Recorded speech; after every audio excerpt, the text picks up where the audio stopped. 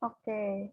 Jadi, pertama-tama kita harus mengetahui dulu apa itu aktivitas fisik.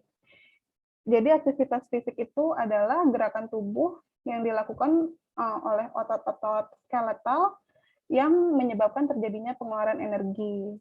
Aktivitas fisik itu apa saja sih? Misalnya kayak kalian berjalan kaki, atau misalnya saat kalian, di rumah nih lagi belajar, nah itu salah satu juga bentuk aktivitas fisik. Main handphone, nah itu bentuk aktivitas fisik. Nah, saat kalian melakukan aktivitas fisik itu apa saja, tubuh kalian akan mengeluarkan energi. Karena kan untuk agar kalian bisa terus beraktivitas, cadangan energi dalam tubuh kan akan terus dipecah agar aktivitas itu dapat berlangsung secara berkelanjutan. Nah, energi ini didapatkan dari mana sih? Jadi kita makan. Kalian dalam satu hari itu pasti makan kan ya, 3 kali sehari, ada selingannya. Nah, fungsinya makan itu apa? Makan itu berfungsi untuk memberikan energi. Selain itu membangun dan memperbaiki jaringan tubuh, serta mengatur metabolisme dalam tubuh. Tapi dari ketiga fungsi tersebut, fungsi paling utama dari kita mengonsumsi makanan itu adalah untuk memberikan energi. Karena tadi kalian kan setiap hari pasti melakukan aktivitas, bahkan tidur-tiduran aja itu mengeluarkan energi gitu kan. Makanya dengan kalian makan, tubuh kita bisa mengeluarkan energi kayak gitu. Nah, dalam berolahraga, energi ini sangat penting karena kalau misalnya kita kekurangan energi, maka kita akan mengalami kelelahan, bakalan cepat lelah, terus performanya jadi nggak bagus, sehingga pemenuhan energi ini sangat penting. Lalu apa sih memangnya akibatnya kalau nanti kalian kelelahan? Kan kalau misalnya lelah itu berarti supply-nya nggak cukup, berarti kalian kurang, berarti cadangan di tubuh kalian misalnya kurang, nggak ada glikogen yang dipecah, nggak ada glukosa yang dipecah untuk menghasilkan energi kayak gitu. Atau bisa jadi karena kalian kekurangan zat gizi lainnya seperti misalnya vitamin dan mineral. Vitamin dan mineral itu walaupun tidak memberikan cadangan energi bagi tubuh kita, tapi dia juga membantu dalam proses metabolisme, dalam proses pembentukan energi dari tubuh kayak gitu. Jadi sehingga itulah sebabnya sangat penting bagi kita untuk memenuhi kebutuhan gizi harian kita. Nah, tadi ya, energi itu diperolehnya dari mana aja sih? Bisa dari makanan yang kalian konsumsi sehari-hari, atau dari cadangan energi yang tersimpan di dalam tubuh kita. Memangnya apa aja ya bentuk cadangan energi itu? Cadangan energi itu bisa disimpan dalam bentuk lemak, atau dalam bentuk karbohidrat, atau juga dalam bentuk protein. Nah, misalnya kalau lemak itu kan disimpannya di dalam hati ya. Kalau nggak di dalam hati, kalau misalnya sudah berlebih, maka baru ada misalnya di bawah kulit kita, misalnya di perut, yang pokoknya rongga-rongga tubuhnya itu besar kayak gitu. Kemudian karbohidrat dan protein, nah itu biasanya dia disimpan di dalam otot kita kayak gitu. Jadi ketiga bentuk itulah yang menjadi cadangan energi di dalam tubuh kita kayak gitu.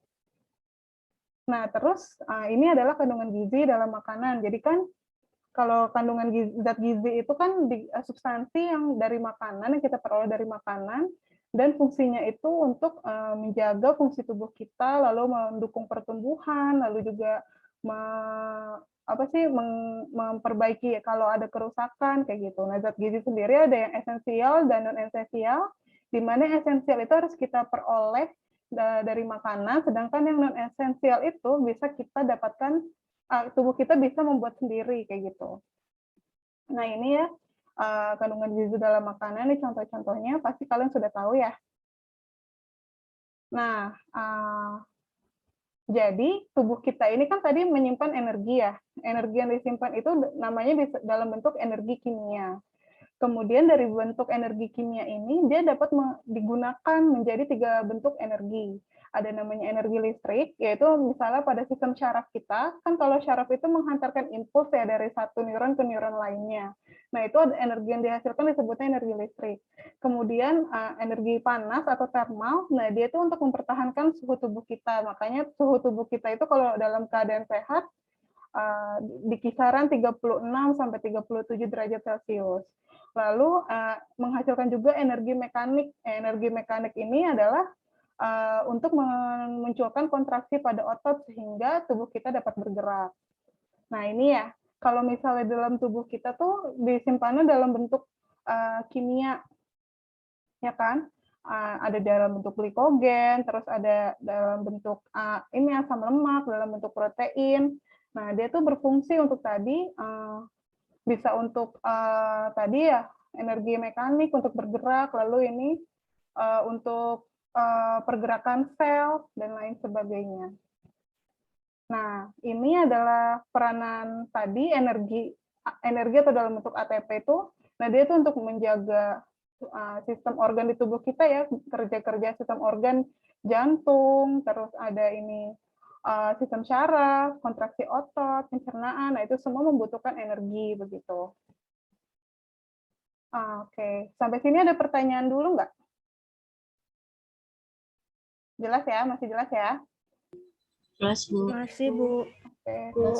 Lalu selanjutnya, nah sistem energi oleh tubuh kita. Ada namanya istilah bioenergetika, yaitu adalah proses konversi makanan menjadi energi oleh sel-sel dalam tubuh kita.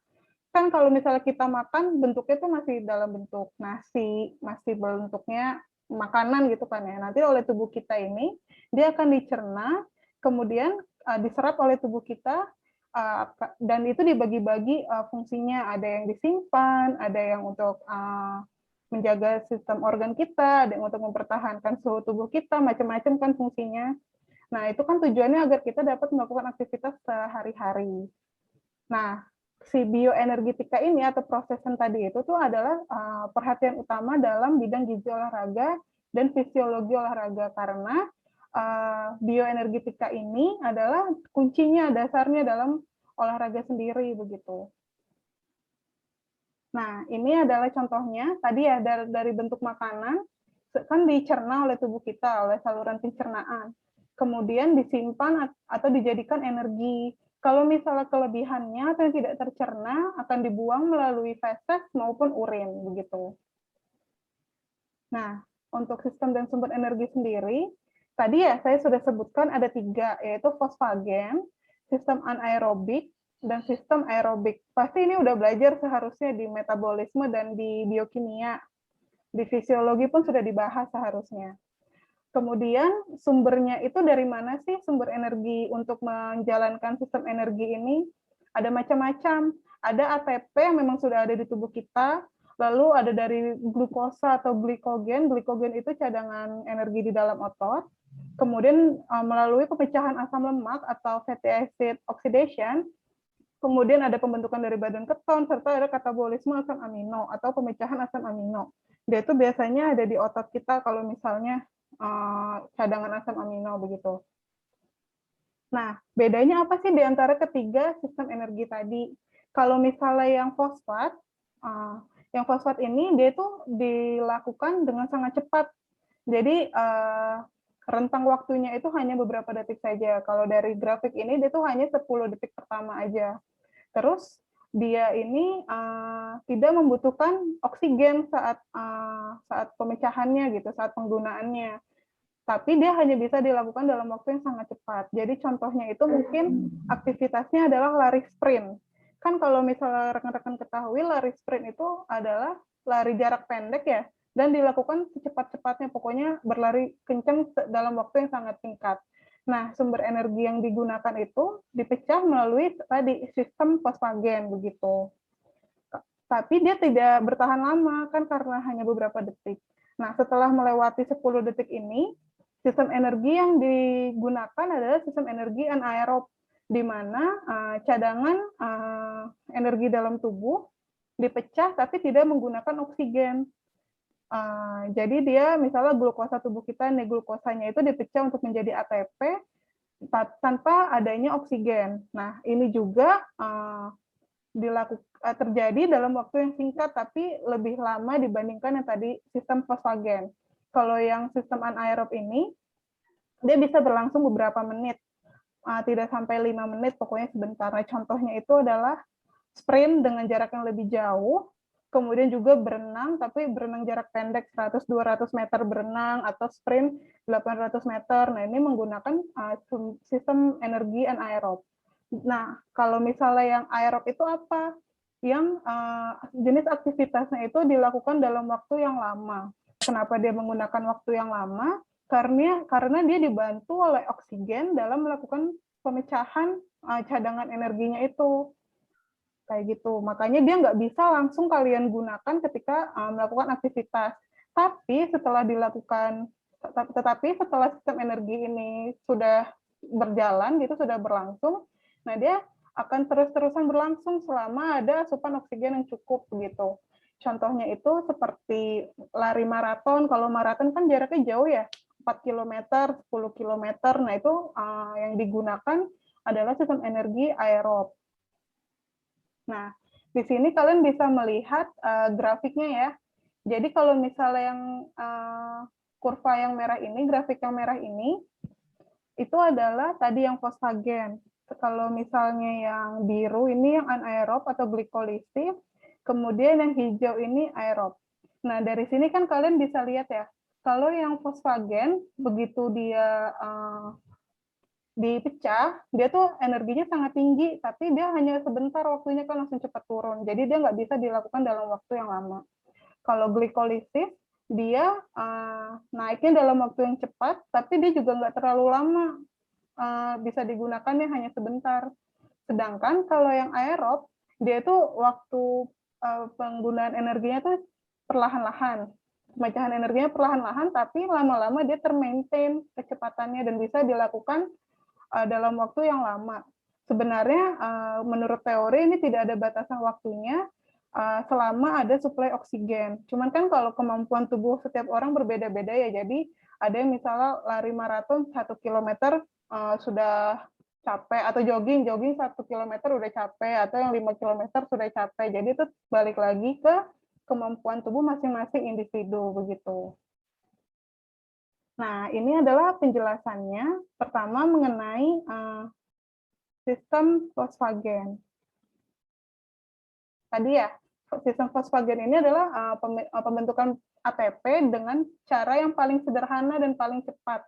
Karena dia hanya melibatkan gugus fosfat dan gugus fosfat yang berikatan dengan kreatin fosfat dengan ADP.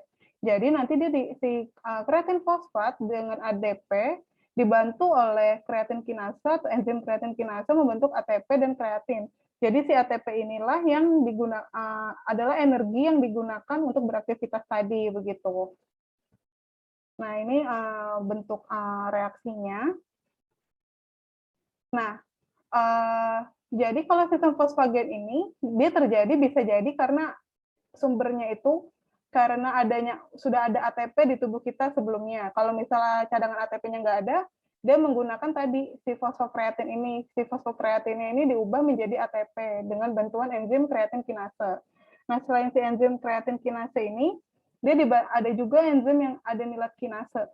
Nih, kalau ini adenilat kinase ini yang digunakan dari kalau sumbernya itu ADP dan ADP. Kalau misalnya pakai kreatin fosfat, dia pakai kreatin kinase begitu.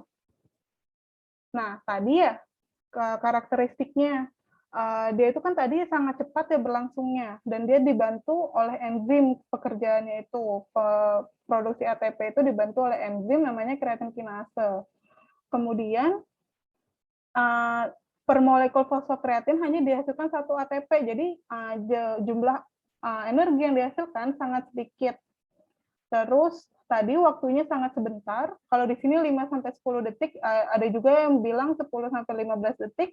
Pokoknya ini tidak sampai 30 detik penggunaannya itu, Pak. Maksimal 15 detik untuk sistem fosfagen. Nah, dia bersifat anaerob karena tadi ya tidak menggunakan oksigen dalam proses produksi ATP-nya. Kemudian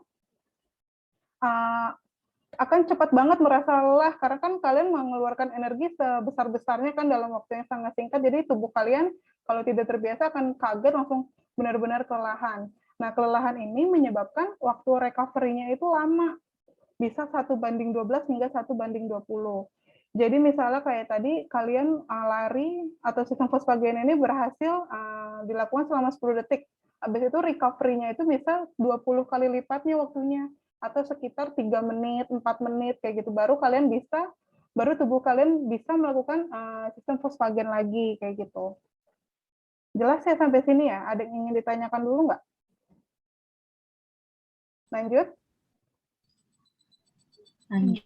Oke. Lanjut, Bu. Nah, ini tadi ya, contohnya kalau sistem fosfagen itu sprint 100 meter, yang pokoknya yang jaraknya pendek dan dilakukan secepat-cepatnya. Itu adalah contoh penggunaan sistem fosfagen. Nah, yang kedua ini adalah glikolisis anaerob. Jadi, kalau glikolisis anaerob itu, tubuh kalian sudah melakukan pemecahan cadangan energi. Biasanya cadangan yang digunakan itu bisa glukosa ataupun glikogen. Namun, pada proses ini belum melibatkan oksigen. Kayak begitu. Nah, langsung lihat ke bentuk ininya. Nah, kan tubuh kalian dari glukosa ya, dari glukosa nanti akan menghasilkan ATP. Tapi pada sistem glikolisis anaerob ini, dia memiliki hasil sampingan. Hasil sampingannya itu adalah berupa piruvat. Nantinya kalau si piruvatnya ini tidak mengalami oksidasi, atau tidak berikatan dengan oksigen, kalau misalnya tubuh kalian kekurangan oksigen, maka dia akan disimpan dalam bentuk laktat. Mungkin udah ada yang familiar dengan istilah laktat atau asam laktat. Kalau misalnya kalian pegel itu Yang pegel ya, Bu? Iya, benar, pegel atau misalnya kelelahan. Nah, itu akibat adanya penumpukan asam laktat. Nah, si laktat ini nantinya dia akan dibawa lagi ke hati. Dia akan dibawa lagi ke hati untuk disimpan sebagai cadangan energi lagi dalam bentuk glukosa, kayak gitu. Cuman, kalau misalnya laktat ini, jadi kalau laktat ini berikatan dengan oksigen, nantinya kan dia akan dikembalikan lagi ya, bisa diproses lagi oleh tubuh kita untuk menghasilkan energi. Tapi kan kalau misalnya tubuh kita kekurangan oksigen, nantinya dia akan menumpuk. Nah, penumpukan laktat ini kalau terlalu berlebihan tadi akan menyebabkan kelelahan atau misalnya pegal-pegal kayak gitu pada otot kita. Jadi memang kalau misalnya makanya kalau misalnya kita habis lari suka ngos-ngosan kan, nah itu adalah cara kerja tubuh kita untuk memenuhi kebutuhan oksigen kita untuk mencegah terjadinya penumpukan asam laktat kayak gitu. Makanya kalau misalnya selesai lari atau selesai melakukan aktivitas yang berat, kayak kecapean banget, ngos-ngosan, narik nafasnya kayak gitu-gitu kan ya. Nah, terus ini ya, kalau misalnya tadi, nah ini kalau ini mungkin masih sulit ngebayanginnya, baca aja dari sini. Ini adalah pemaparan tentang glikolisis secara lebih rincinya lagi.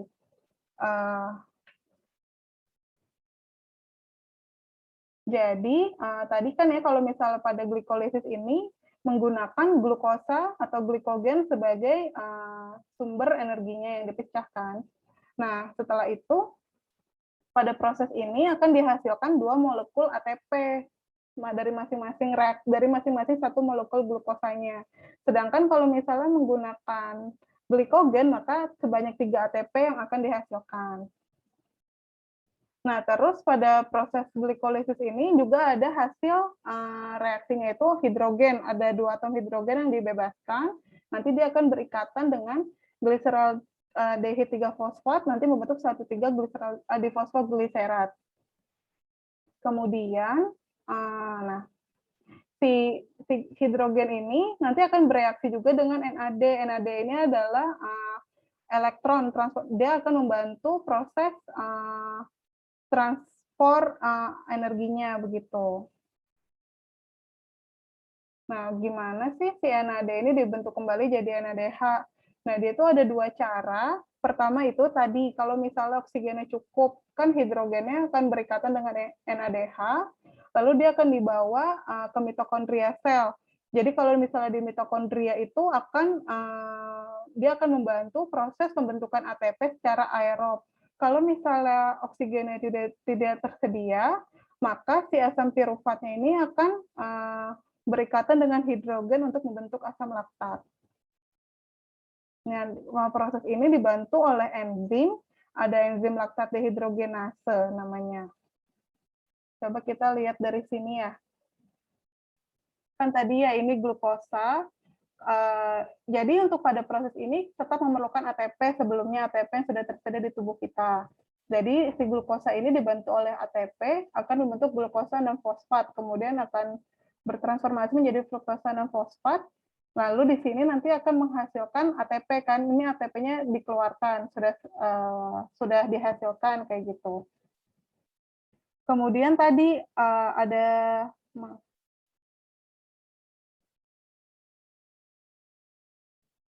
Nah, dari sini kan dia ada sampingannya itu mengeluarkan NADH. Kalau misalnya NADH-nya ini berikatan, ada cukup oksigen, nanti dia akan dibawa ke mitokondria. Kalau misalnya dia nggak cukup oksigen, dia akan diubah menjadi piruvat.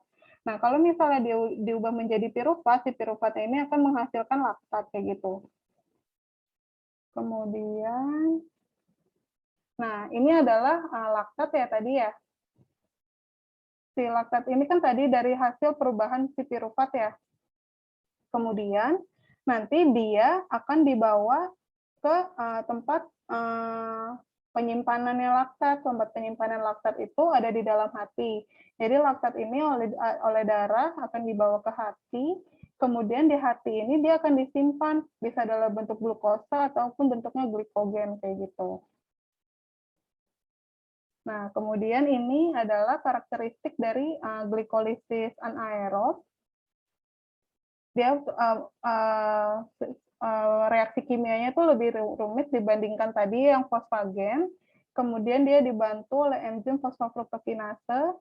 Dia juga prosesnya cepat, namun tidak secepat yang tadi sistem fosfagen. Kemudian dia menghasilkan 2 ATP per satu molekul glukosanya atau 3 ATP dari glikogen. Tadi ya bersifat anaerob karena dia tidak menggunakan oksigen. Kemudian dia ada rasa lelahnya. Rasa lelahnya itu karena akibat adanya penurunan pH. Tadi kan pada proses ini ada atom hidrogen yang dikeluarkan kan. Kalau misalnya terjadi penumpukan hidrogen tadi akan menyebabkan pH pada darah itu menurun. Terus tadi terbentuk asam laktat kayak gitu. Nah, contohnya itu adalah lari 800 meter atau misalnya berenang, pokoknya jarak pokoknya penggunaannya itu tidak terlalu lama, tapi tidak terlalu cepat juga. Nah, ini menggunakan sistem glikolisis. Nah, kemudian yang terakhir sistem energinya itu adalah sistem glikolisis aerob. Kalau aerob ini tadi dia menggunakan oksigen ya, dan terjadinya di mitokondria. Nah, dia bisa melibatkan 2 jalur metabolik. Yang pertama itu siklus Krebs dan yang kedua itu transfer elektron. Nah, di siklus Krebs ini, siklus Krebs itu menggunakan cadangan energinya lebih banyak lagi. Kalau tadi glikolisis, kalau yang anaerob kan hanya menggunakan glikogen atau glikolisis, atau glukosa maksud saya. Kalau misalnya pada glikolisis aerob ini, dia bisa menggunakan cadangan karbohidrat, lemak, maupun protein yang ada dalam tubuh kita. Jadi, karena tadi kan dia memerlukan oksigen ya, jadi pembakarannya itu bisa lebih banyak. Kemudian, dan menggunakan NAD dan FAD sebagai pembawa hidrogennya, sebagai pembawa ion hidrogen. Kalau misalnya ion hidrogen yang dilepaskan mengandung energi potensial yang dapat digunakan dalam transfer elektron untuk menggabungkan adenosin difosfat dengan fosfat membentuk ATP. Kemudian, tadi kan dia menggunakan oksigen ya. Nah, si oksigen ini adalah penerima dari dari ion hidrogen yang tadi setelah transfer elektron dia membentuk air. Kemudian proses ini juga dikenal dengan nama fosforilasi oksidatif. Jadi kalau misalnya itu hasil akhirnya selain terbentuknya energi juga terbentuknya karbon dioksida dan air. Jadi makanya kan kalau misalnya kalian maraton ya melalui dari pernafasan kalian, jadi ada uap airnya atau misalnya melalui keringat, nah itu dikeluarkan sebagai sisa sistem energi aerobnya begitu. Nah, kalau misalnya aerob ini, dia jumlah energi yang dihasilkan lebih banyak. Kalau tadi kan glikolisis anaerob hanya 2 ATP ya. Kalau misalnya yang fosfagen hanya 1 ATP. Nah, kalau misalnya glikolisis aerob ini, dia sampai 36 ATP per satu molekul glukosanya begitu. Jadi jumlah energi yang dihasilkan itu jauh lebih banyak. Nah, kalau misalnya menggunakan sudah memecah lemak, ya, cadangan lemak, maka ATP yang dihasilkan bisa mencapai 129 ATP. Jadi lebih banyak lagi kalau misalnya sudah menggunakan cadangan lemak tubuh kita kayak gitu. Nah, bagaimana sih respirasi aerob ini bisa terjadi kayak gitu? Mungkin masih pada belum terbayang gimana caranya dia bisa terjadi. Nah, tahapan yang pertama itu glukosa dan oksigen itu dibawa oleh hemoglobin di dalam sel darah merah kita.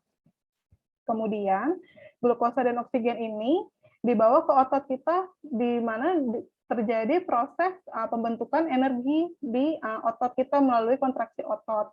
Nah, proses terjadinya ini di bagian sel mitokondria sel otot begitu. Kemudian setelah terjadi kontraksi, maka respirasi aerobik ini pun terjadi dan hasil akhirnya selain ATP terdapat juga CO2 atau karbon dioksida dan air yang dikeluarkan sebagai sisa dari reaksinya begitu. Nah, selama proses ini jantung kita dan paru-paru kita itu memiliki fungsi yang cukup berat karena kan jantung kita ini memompahkan darah ke seluruh tubuh kita kan agar oksigen yang dibawa dari paru-paru ini bisa tersalurkan ke otot kita kayak gitu. Kemudian harus mengeluarkan sisa reaksinya tadi si karbon dioksidanya ini dan juga air. Nah, air ini yang dikeluarkan bisa dari keringat atau misalnya dari tadi ya, dari pernafasan kita ada uap airnya kayak gitu.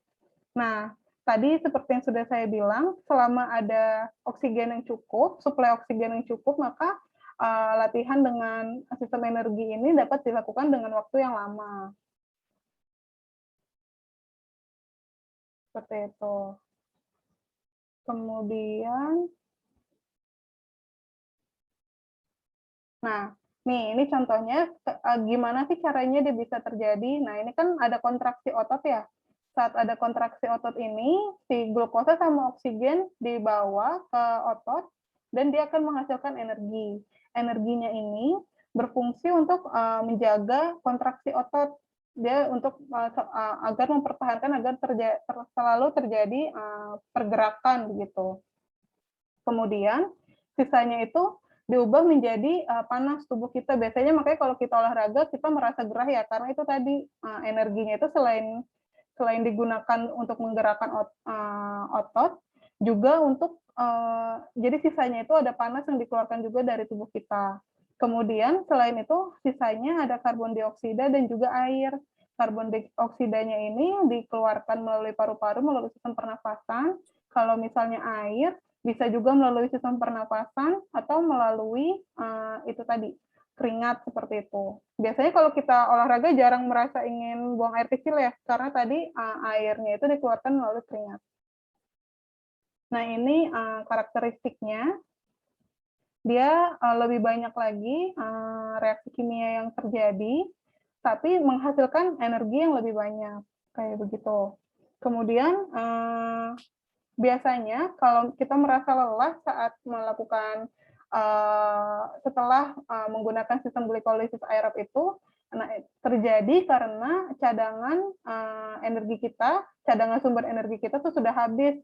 Kayak ini nih, massa glikogen kita udah habis, jadi udah sedikit, udah nggak ada lagi yang dipecah, makanya kita merasa kelelahan biasanya itu. Nah, ini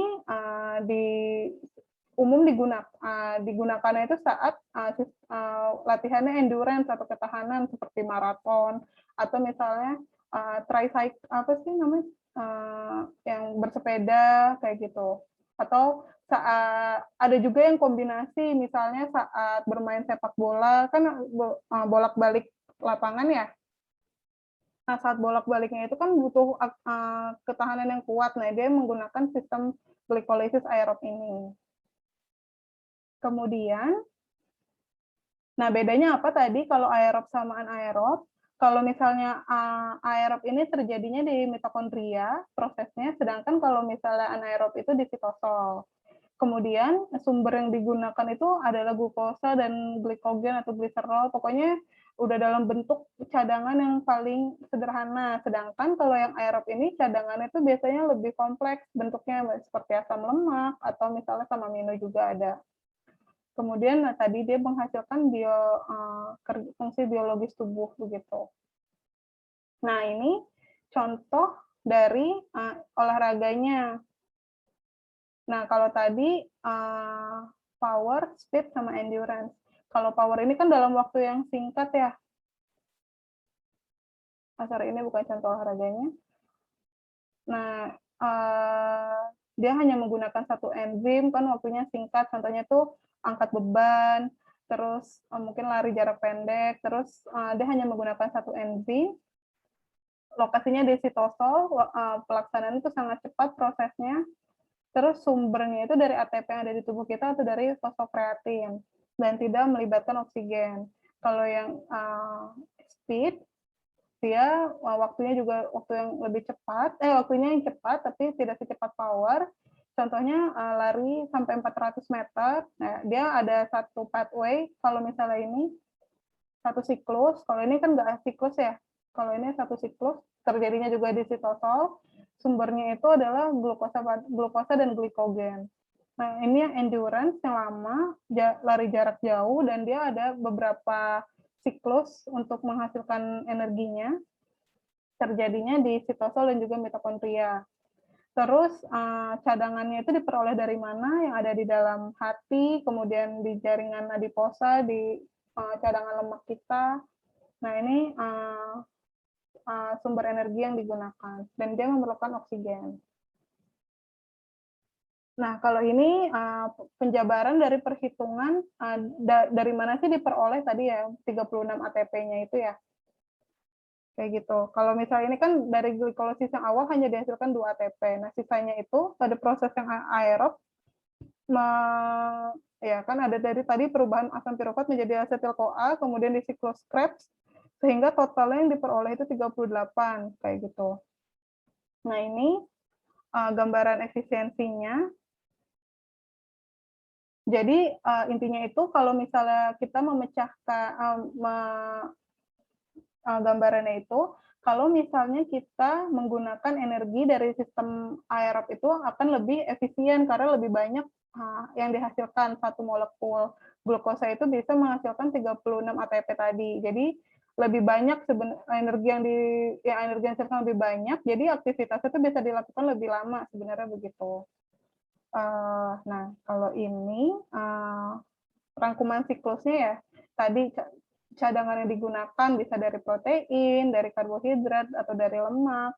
Nah, ini contoh pemecahannya kayak gitu. Nanti kalau misalnya dari protein ini dibawa ke full nitrogen, kemudian dia masuk ke siklus nih, asetil-CoA, dan dibawa ke siklus Krebs ini. Di siklus Krebs ini nanti kan dia akan menghasilkan diproduksi ATP, begitu juga dengan karbohidrat.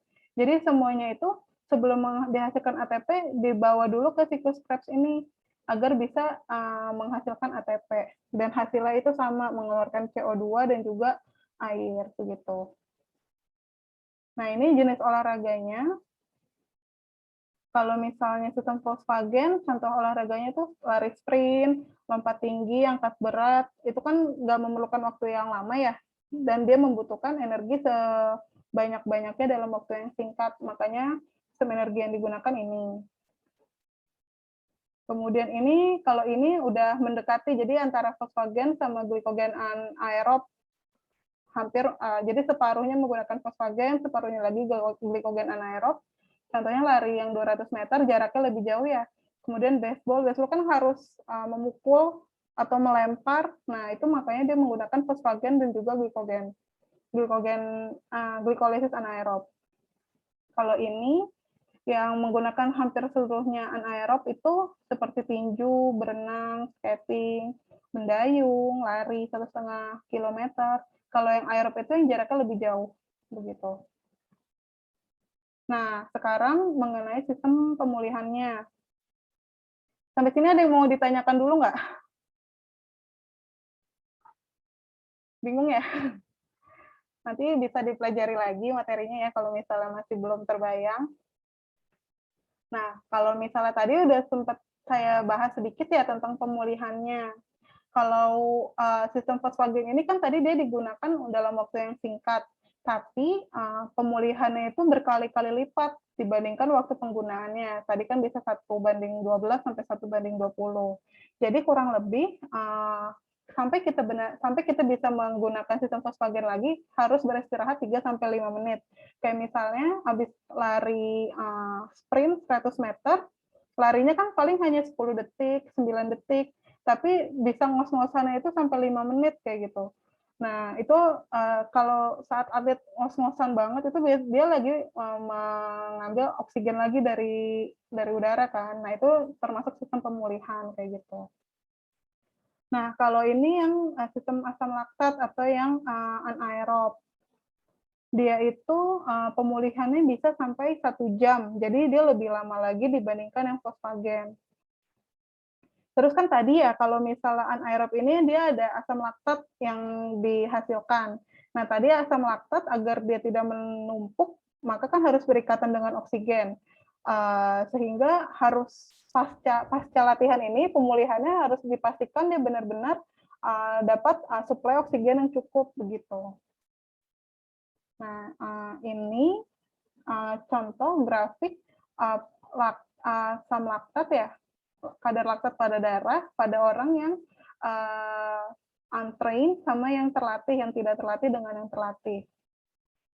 Jadi kalau misalnya yang tidak terlatih itu memiliki VO2 max atau kemampuan untuk menghirup kemampuan tubuh kita untuk mendapatkan oksigen itu lebih sedikit dibandingkan yang sudah terlatih kayak gitu kan. Jadi dia lebih cepat muncul si asam laktatnya ini dan dia lebih cepat naiknya juga.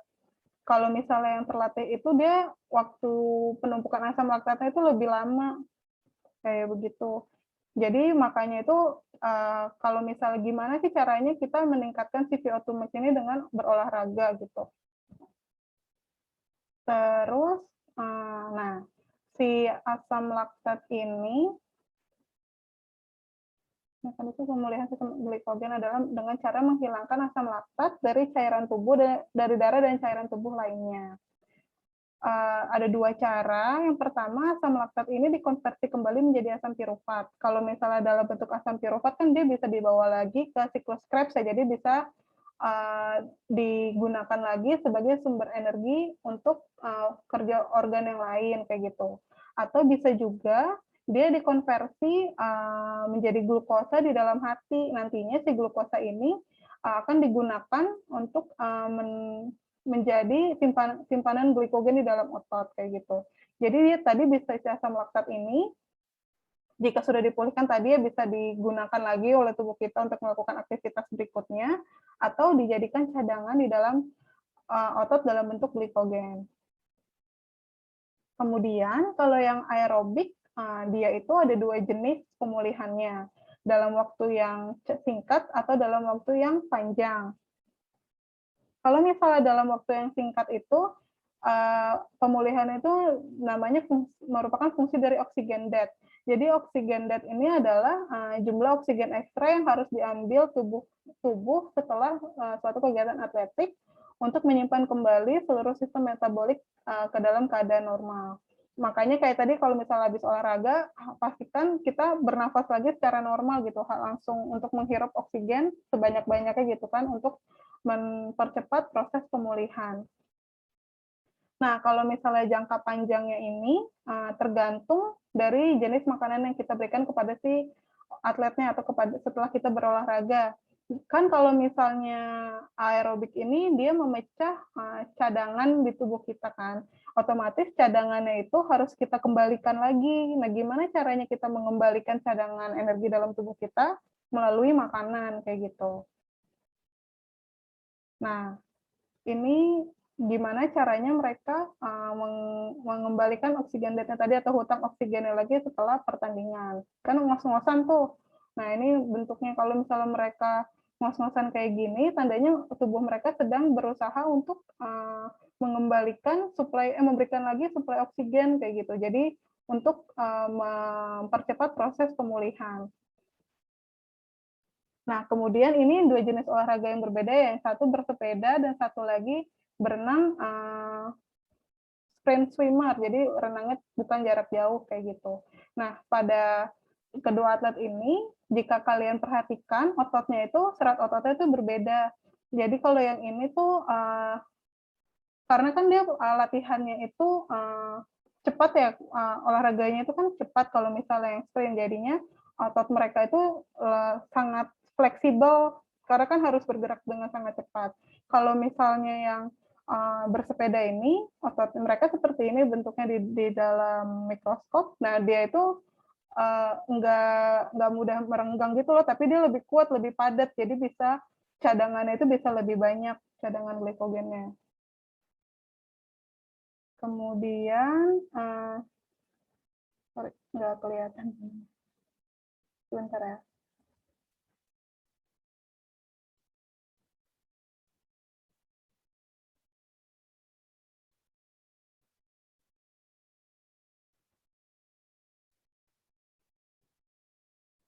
Nah, ini persentase sumbangan ATP. Dari sini kalian bisa melihat persentase sumber energi yang digunakan. Kalau baseball mayoritas dia menggunakan fosfagen, jadi makin lama tuh ya nih, ya kan. Terus 15%-nya dari glikogen laktat, 5%-nya dari aerobik kayak gitu. Berbeda dengan yang berenang. Nah, misalnya yang berenang 1,5 kilometer ini fosfagennya hanya sedikit, dia mayoritas menggunakan sumber energinya itu dari aerobik kayak gitu. Jadi setiap olahraga itu berbeda-beda ya sumber energinya. Nanti peran kalian lah untuk memberikan dietnya tadi gimana caranya. Kalau fosfagen ini kan misalnya lebih tinggi, jadi kalian harus menyediakan sumber makanan yang dapat digunakan langsung, jadi nggak lama proses pemecahannya. Jadi kan biasanya diberikannya kayak kalian tahu kayak snack bar gitu nggak? Atau misalnya coklat bar kayak semacam Snickers gitu, tahu nggak sih? Nah, itu kan komponennya gula. Nah, gula dia kan memberikan kandungan energinya tinggi, tapi dia bentuknya itu gula sehingga mudah diserap oleh tubuh kita. Nah, biasanya ada yang diberikan itu sebelum mereka bertanding. Jadinya tujuannya apa? Agar mereka memiliki cadangan energi yang sederhana, jadi bisa langsung dipecah, bisa langsung digunakan. Berbeda dengan kalau misalnya yang aerobik. Yang aerobik kan berarti cadangannya itu yang cadangan lemaknya harus cukup, kemudian cadangan karbohidratnya juga harus cukup. Tujuannya apa? Agar tadi bisa bertahan lebih lama pergerakan aktivitasnya kayak gitu. Nah, kemudian gimana? Berarti kan harus terjadi keseimbangan energi ya. Gimana kita tahu keseimbangan energi? Artinya energi yang masuk sama dengan energi yang dikeluarkan oleh tubuh kita kayak gitu kan. Energi masuk itu sumber dari mana aja? Dari makanan, dia tuh ada kandungan lemak, karbohidrat, protein kayak gitu-gitu. Nah, energi yang dikeluarkan itu dikeluarkannya untuk apa saja?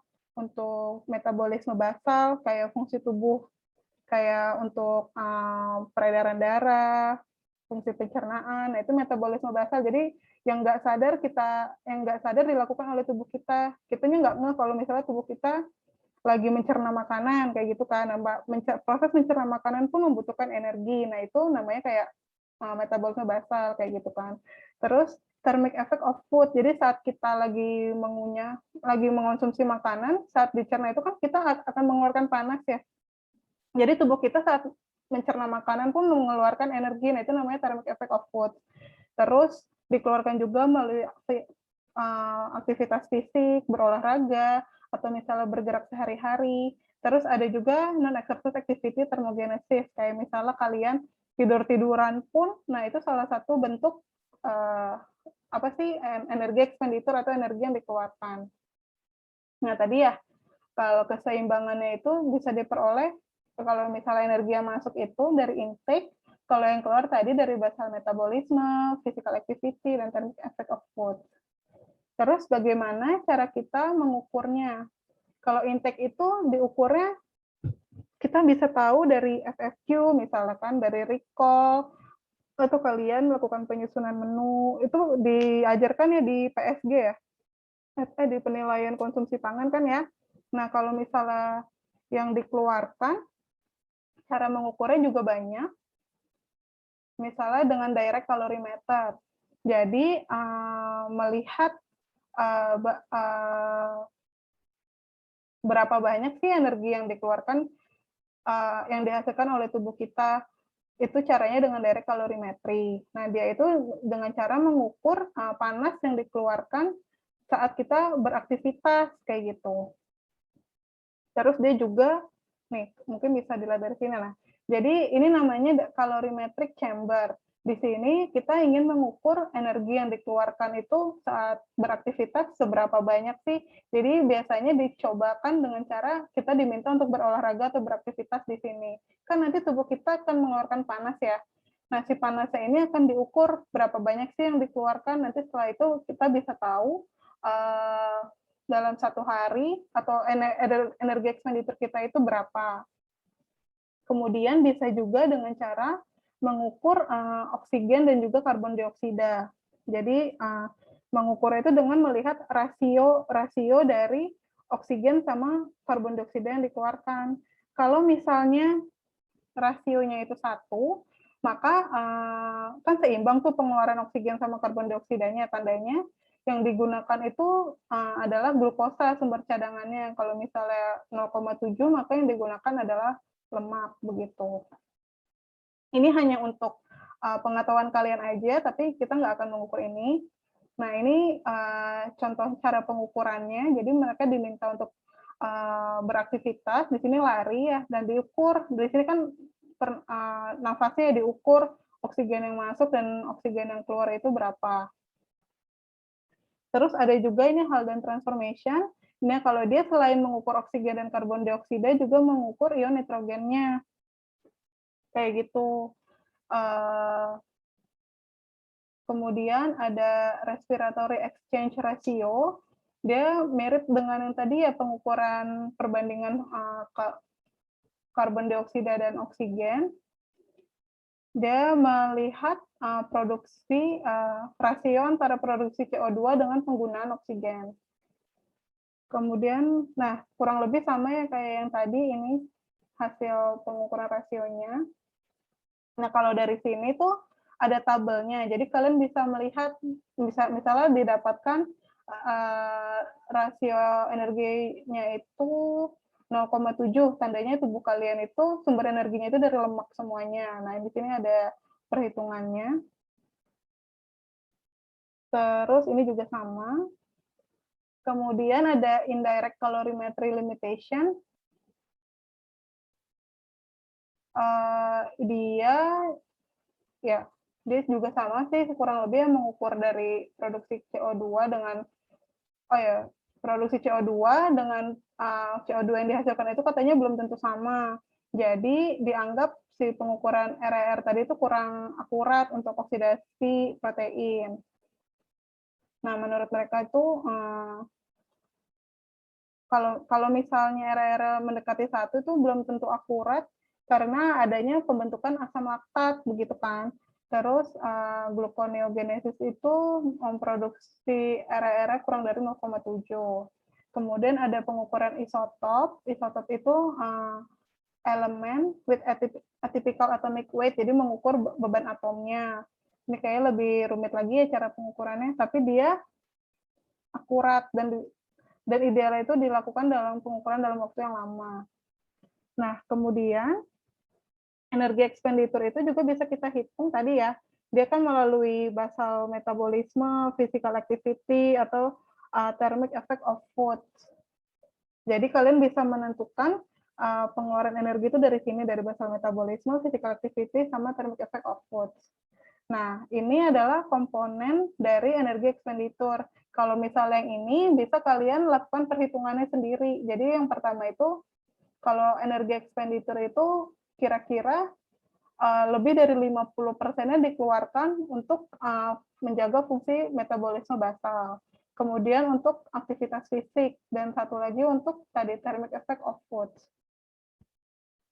Nah, kira-kira persentasenya itu seperti ini. Untuk DMR itu 60-65%, 25-35% aktivitas fisik, 5-10%-nya itu untuk thermic effect of food. Nah, ini ada penjabarannya. Contohnya itu tadi ya, saat kita tidur, atau misalnya saat kita melakukan aktivitas nggak ngapa-ngapain pun tubuh kalian ada BMR itu 60-65% begitu. Kalau kalian melakukan aktivitas fisik, maka lebih banyak lagi energi yang dikeluarkan. Nah, ini sama sih kurang lebih. Terus, energi itu dipengaruhi oleh berbagai macam faktor. Jadi pengeluaran energi itu misalnya untuk aktivitas fisik sendiri, nah dia itu dipengaruhi oleh berbagai macam faktor. Misalnya kalau kalian mengalami penurunan berat badan, otomatis kebutuhan energinya akan lebih sedikit. Atau adanya peningkatan BMR-nya, misalnya kalian lagi sakit, kayak gitu-gitu, nah itu kan ada peningkatan BMR, otomatis kebutuhan energinya akan lebih tinggi. Terus energi expenditure sendiri dibagi menjadi dua, energi expenditure saat beristirahat dan juga saat exercise. Nah, ada yang namanya istilah resting energy expenditure yang tadi saya jelaskan. Kalau misalnya kalian nggak ngapa-ngapain pun, tubuh kalian kan tetap mengeluarkan energi. Nah, itu kan resting energy expenditure. Dia sebenarnya berbeda dengan metabolisme basal atau BMR, tapi kalau misalnya aktivitasnya minim, kurang lebih sama. Jadi dia kadang-kadang tidak dibedakan gitu.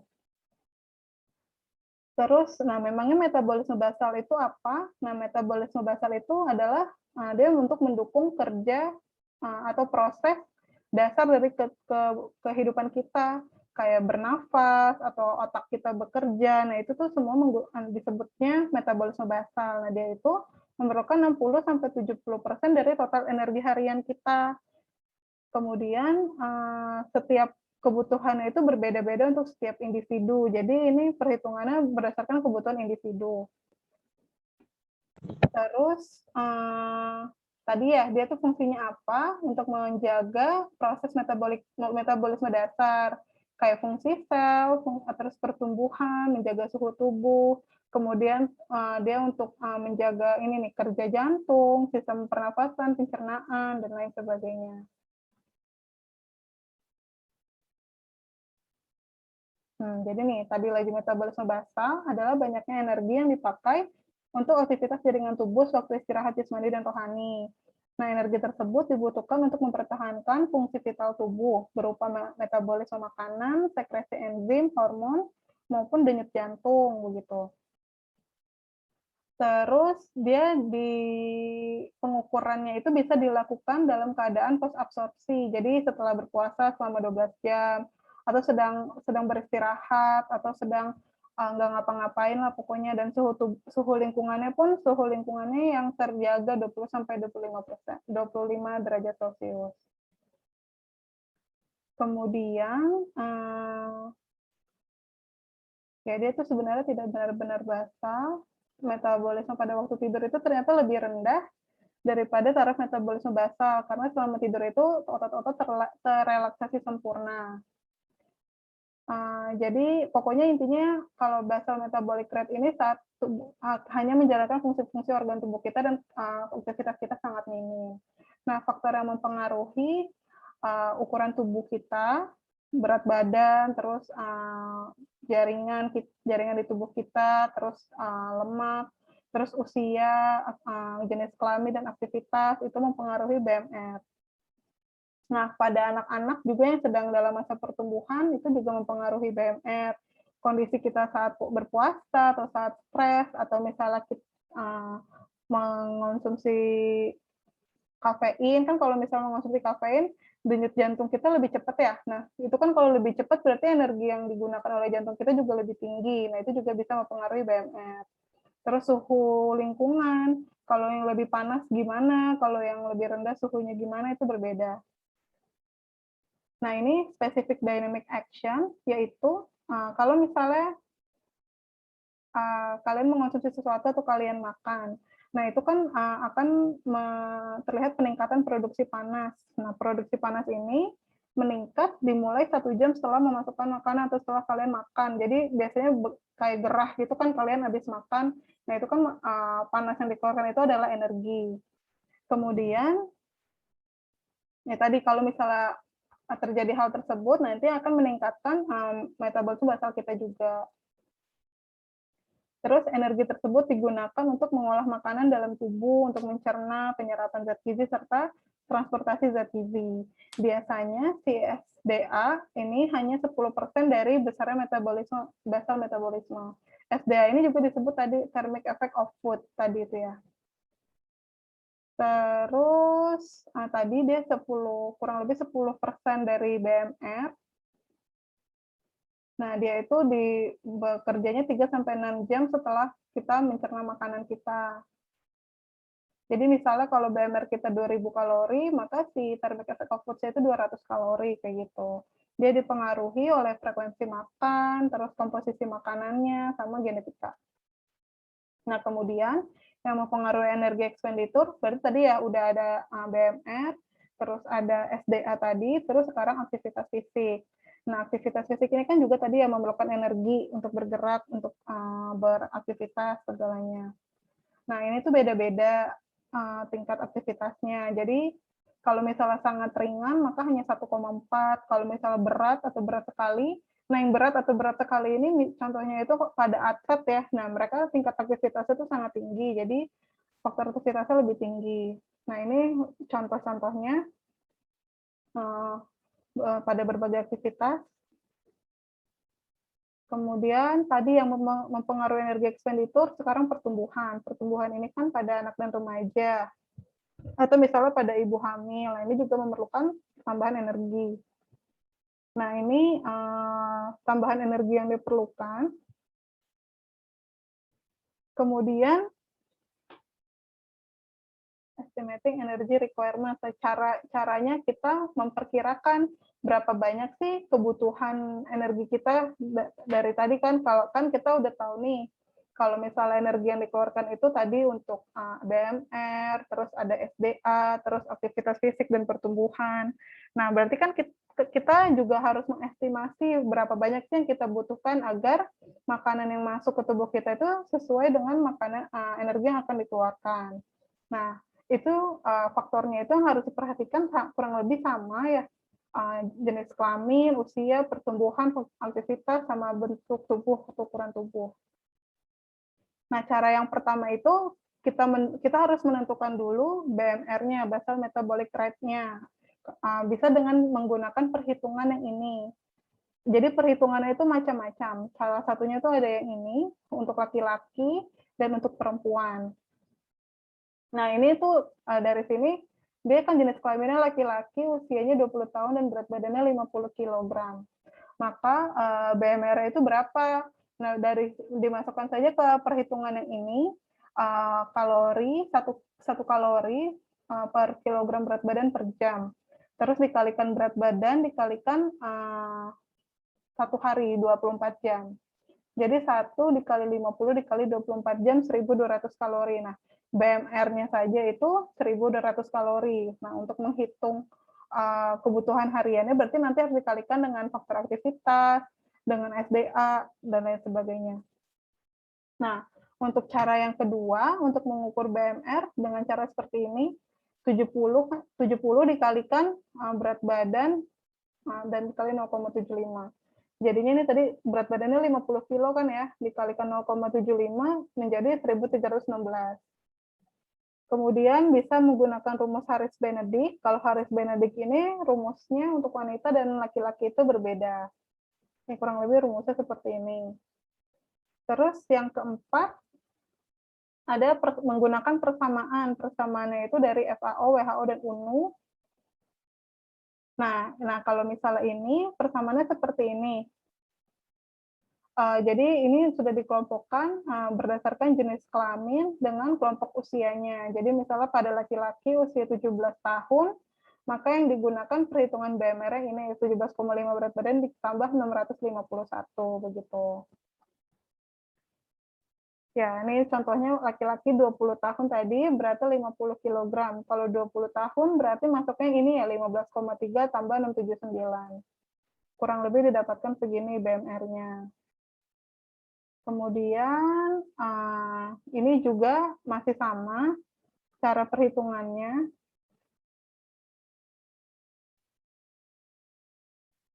Nah, terus gimana caranya mengestimasi kebutuhan energi yang dalam sehari? Caranya tadi dengan menghitung BMR dikalikan faktor stres atau faktor stres dikalikan dengan aktivitas. Terus, nah ini cara pertama.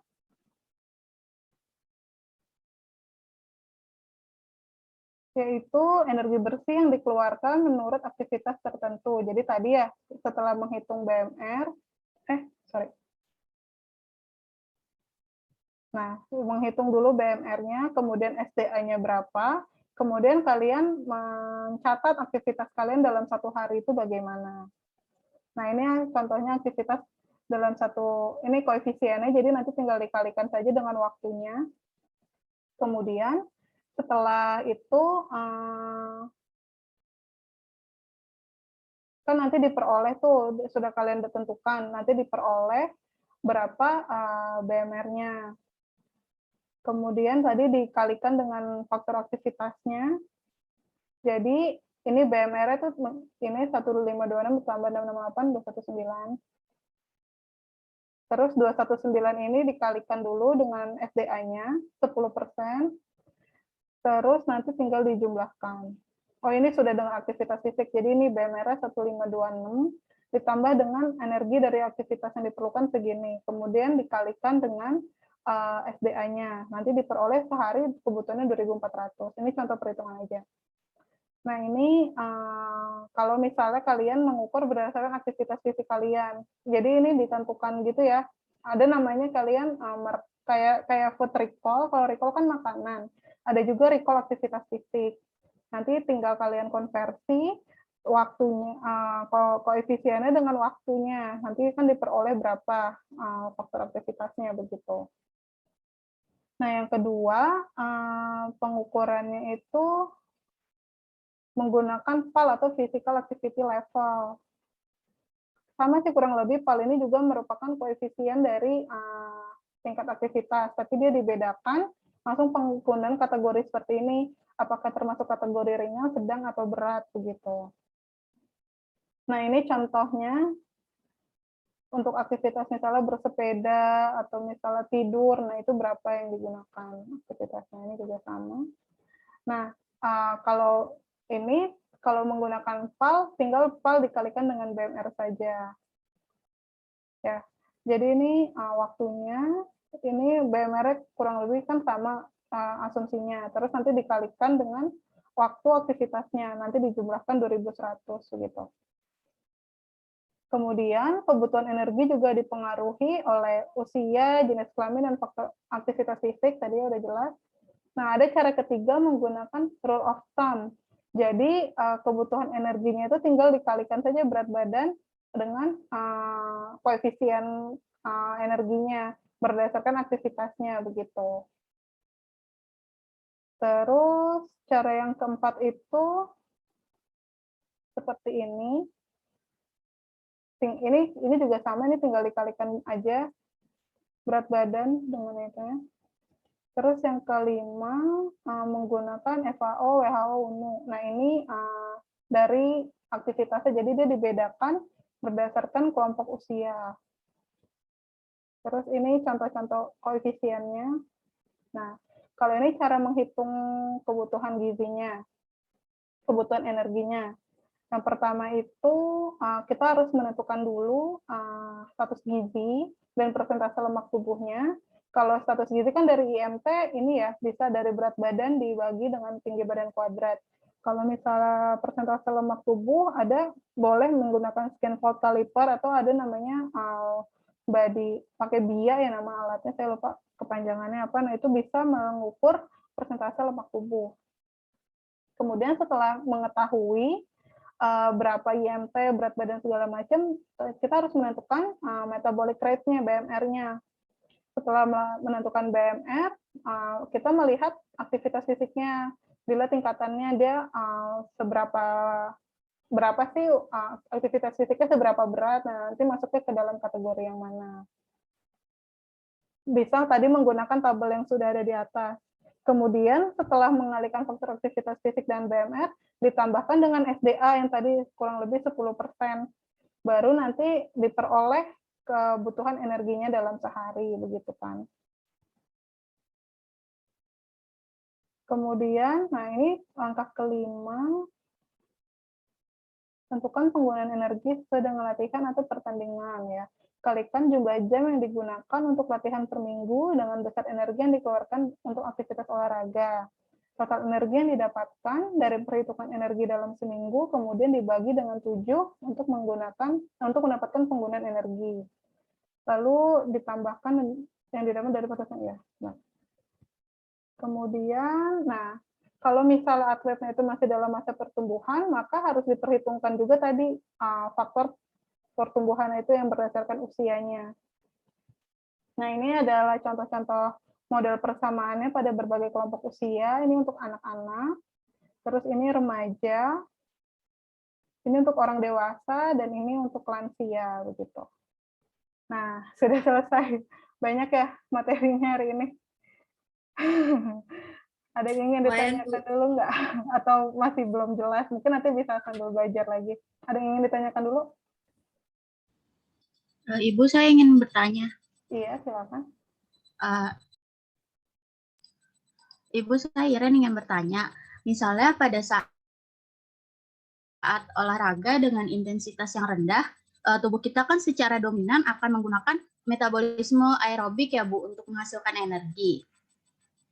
Lalu apabila terjadi peningkatan intensitas olahraga hingga mencapai titik di mana metabolisme energi aerobik ini tidak dapat memenuhi kebutuhan energinya, itu bagaimana Bu? Apakah langsung berganti ke metabolisme anaerobik dengan simpanan kreatin fosfat tadi, atau bagaimana? Kalau misalnya berganti ke metabolisme anaerobik berdasarkan simpanan kreatin fosfat tadi, pergantiannya itu prosesnya bagaimana ya Bu? Iya, ya, jadi perlu diingat dulu ada step-stepnya gitu. Jadi tubuh kita tuh nggak langsung pakai yang aerobik itu dipakainya belakangan. Jadi saat kalian beraktivitas pasti tetap prosesnya itu menggunakan yang fosfagen, terus anaerob, baru menggunakan yang aerobik. Nah, yang aerobik sendiri pun nggak sembarangan juga. Yang aerobik ini prosesnya itu kalian menggunakan cadangan karbohidrat dulu, cadangan glukosa atau glikogen dulu. Sama, nah kalau misalnya cadangan itu sudah habis, baru menggunakan cadangan lemak begitu. Nanti kalau cadangan lemaknya udah nggak ada, baru protein lah yang digunakan. Kayak gitu. Jadi biasanya kalau misalnya untuk olahraga, kayak gitu tahapannya. Jadi nggak langsung memecah, nggak langsung si aerobik, nanti aerobik balik ke fosfagen gitu-gitu, enggak. Tapi ada tahapannya kayak tadi.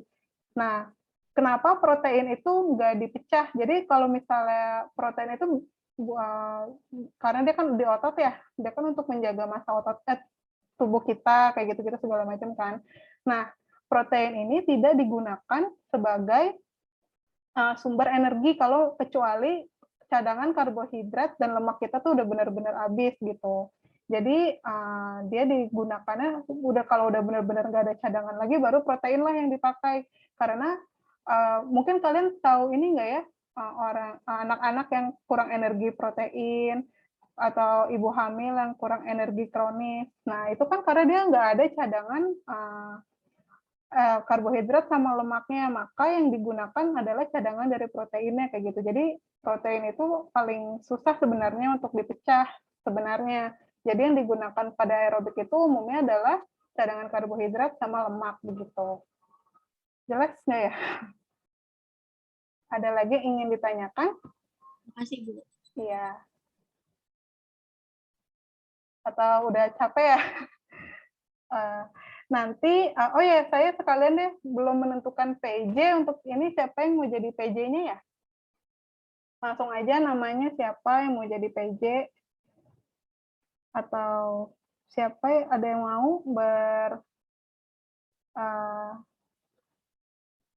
siapa? Ayo guys yang belum jadi PJ. Iya, siapa yang belum jadi PJ?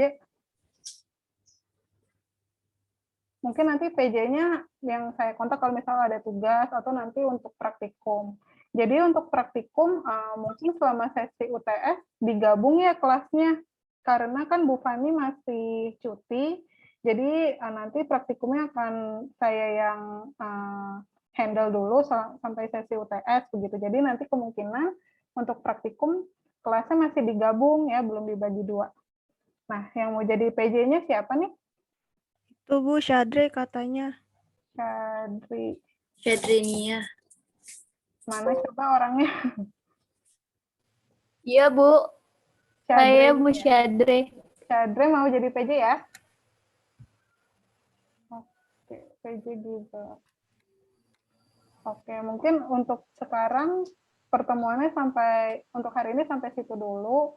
Mohon maaf ya kalau misalnya ada yang masih belum jelas atau bagaimana, mungkin nanti bisa kalian baca-baca lagi dari materi yang nanti akan saya berikan ya.